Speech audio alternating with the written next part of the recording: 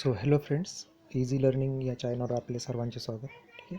तर आजच्या लेक्चरमध्ये आपण वॉटर सप्लाय ॲपरेंटन्सेस बघणार आहोत. ठीक आहे. तर याच्यामध्ये वॉटर जे आपण सप्लाय करतो आहे त्याच्या फ्लोला आणि प्रेशरला कंट्रोल करावं लागतं. ठीक आहे. तर हा जो फ्लो असतो वॉटरचा तो कसा कंट्रोल करायचा किंवा त्याचं प्रेशर कसं मेंटेन करायचं याच्यासाठी काही वेगवेगळे इक्विपमेंट्स आपण वॉटर सप्लाय स्कीममध्ये वापरतो. तर त्याच्यापैकी आपण आजच्या लेक्चरमध्ये आपण वॉल्स आणि pressure meters, water meters, hydrants, ठीक आहे, या गोष्टी बघणार आहोत. ठीक आहे. तर आपण वॉल्स या पहिल्या पॅरामीटरपासून स्टार्ट करूया.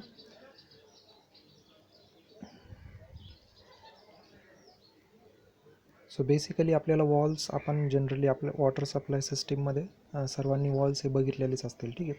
तर याचा मेन पर्पज काय आहे ती control the flow and pressure within a system. जो वॉटरचा फ्लो आहे आणि जे वॉटरचं प्रेशर आहे ते आपल्याला कंट्रोल करावं लागतं. तर त्यासाठी आपण वॉल्स हे जनरली प्रेफर करत असतो. ठीक आहे. तर इथं फंक्शन्स ऑफ वॉल्स पण तुम्ही रीड आऊट करू शकता. ठीक आहे. Stopping and starting the flow. ठीक आहे. वॉटर सप्लायमध्ये आपल्याला फ्लो हा स्टार्ट करावा लागतो आणि स्टॉपसुद्धा करावा लागतो. त्यानंतर काही ठिकाणी इन्क्रीज करावा लागतो, काही ठिकाणी रिड्यूस करावा लागतो, डिक्रीज करावा लागतो. ठीक आहे. काही ठिकाणी एका वन वे डायरेक्शनमध्ये सुद्धा आपण फ्लो कन्सिडर करतो.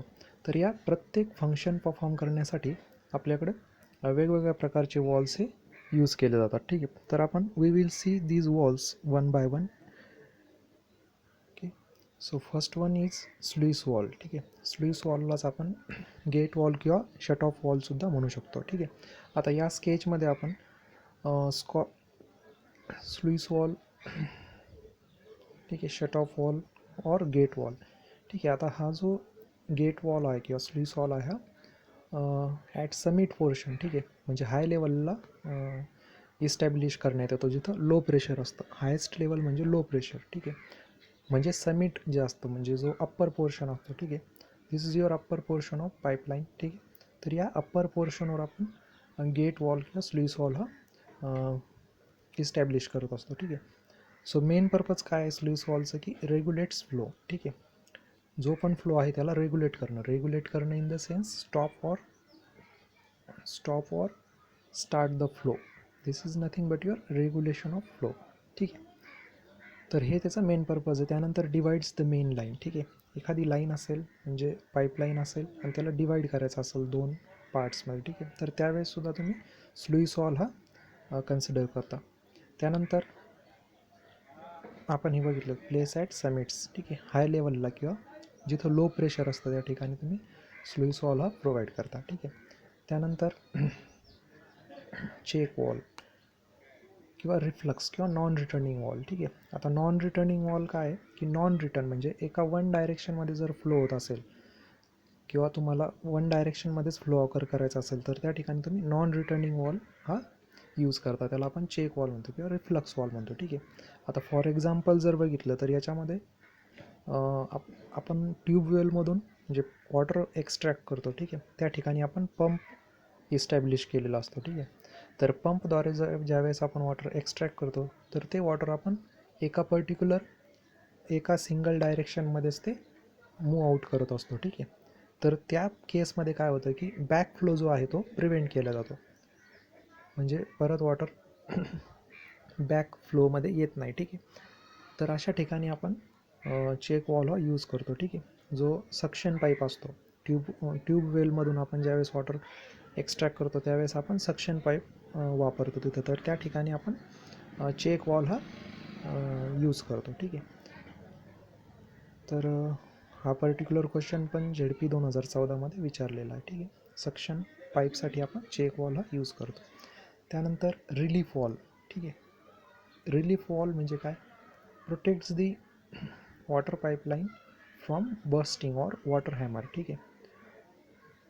एअर प्रेशर रिलीफ जर झालं, आता वॉटर सप्लायमध्ये इथे तुम्ही बघू शकता वॉटर सप्लाय सिस्टीममध्ये काही वेळेस काय होतं की सडन क्लोज ऑफर होतं. म्हणजे आपण अचानकपणे जर वॉटर टॅप हा क्लोज केला तर त्या ठिकाणी सडन प्रेशर ऑकर होतं.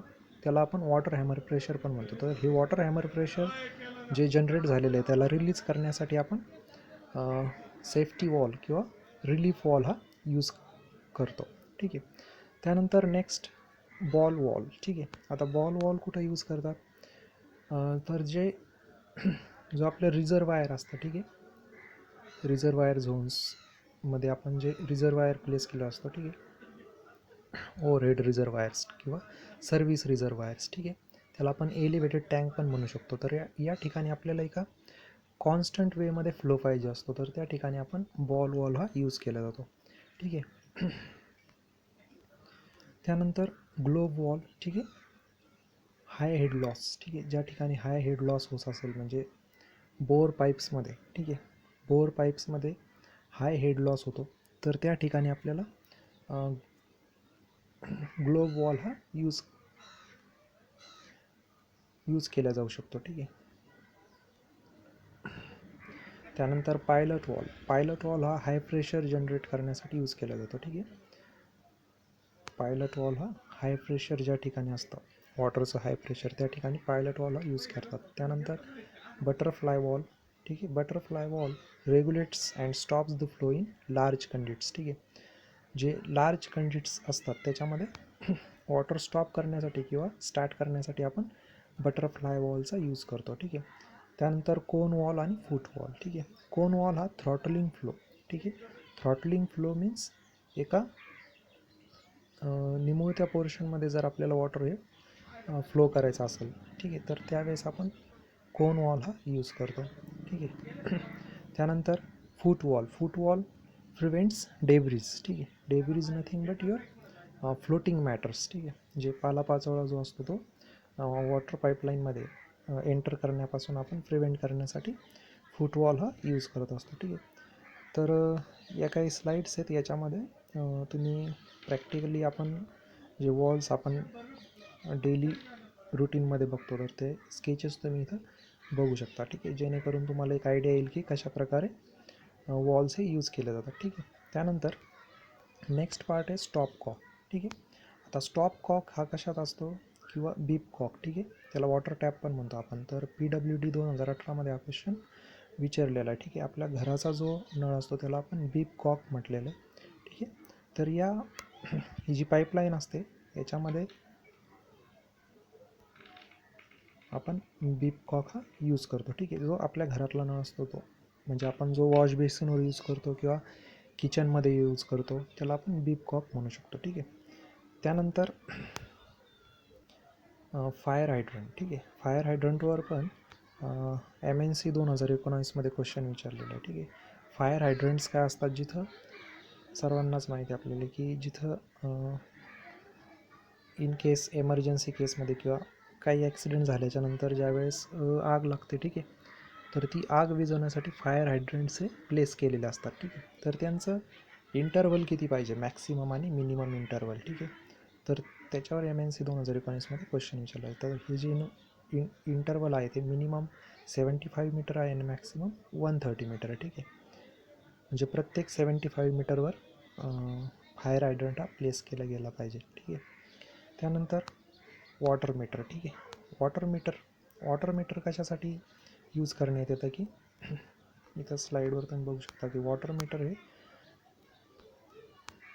इंडिव्हिज्युअल्स जे असतात, ठीक आहे, रेसिडेन्शियल एरियामध्ये किंवा कमर्शियल एरियामध्ये जे इंडिव्हिज्युअल्स आहेत ते किती वॉटर यूज करतायत, किती कन्झम्पशन करतायत, ते डिटरमाइन करण्यासाठी आपण वॉटर मीटर्सचे यूज करतो. ठीक आहे. त्याच्यामध्ये वॉटर मीटरचे 2 टाईप आहेत. एक पॉझिटिव्ह डिस्प्लेसमेंट टाईप मीटर्स, हा जनरली रेसिडेन्शियल एरियामध्ये यूज होतो, आणि त्यानंतर आहे व्हेलॉसिटी मीटर्स. ठीक आहे. तर वॉटर मीटर्स डिस्प्लेसमेंट टाईप किंवा पॉझिटिव्ह डिस्प्लेसमेंट मीटर हा रेसिडेन्शियल पर्पजसाठी यूज करण्यात येतो. ठीक आहे. त्यानंतर नेक्स्ट जो वॉटर सप्लायचा ॲपरेंटस आहे तो आहे पंप. ठीक आहे. तर पंपमध्ये आपण जनरली रेसिप्रोकेटिंग पंप यूज करतो. ठीक आहे. रेसिप्रोकेटिंग पंपलाच आपण काय म्हणतो, पॉझिटिव्ह डिस्प्लेसमेंट पंप. ठीक आहे. याचं जे बेस्ट एक्झाम्पल आहे ते आहे हँडपंप. ठीक आहे. Best example will be hand pump, जो आपण डेली यूजमध्ये यूज करतो. ठीक आहे. याच्यावर पण क्वेश्चन SSC आत्ता 2019मध्ये जी SSC JEE ची एक्झाम झाली त्याच्यावर हा क्वेश्चन विचारलेला आहे की रेसिप्रोकेटिंग पंप विल बी म्हणजे पॉझिटिव्ह डिस्प्लेसमेंट पंप त्याला आपण म्हणतो. ठीक आहे. याच्यामध्ये या पिक्चरद्वारे तुम्ही बघू शकता की रेसिप्रोकेटिंग जो पंप आहे तो आपण कधी यूज करतो, कधी प्रेफर करतो की ज्यावेळेस आपल्याला हाय हेड आणि लो डिस्चार्ज पाहिजे असतो. ठीक आहे. हाय हेड आणि लो डिस्चार्ज ज्यावेळेस आपल्याला पाहिजे असतं त्यावेळेस आपण रेसिप्रोकेटिंग पंप यूज करतो. ठीक आहे. आता हे जर लक्षात ठेवायचं असेल तर याची एक सिम्पलशी ट्रिक पण आपण यूज करू शकतो की हाय हेड म्हणजे ग्राउंडमधून पाणी येतं आहे. ठीक आहे. म्हणजे हा हेड कसा झाला, हाय झाला आणि डिस्चार्ज खूप कमी पाणी येतं. ठीक आहे. तर लो डिस्चार्ज.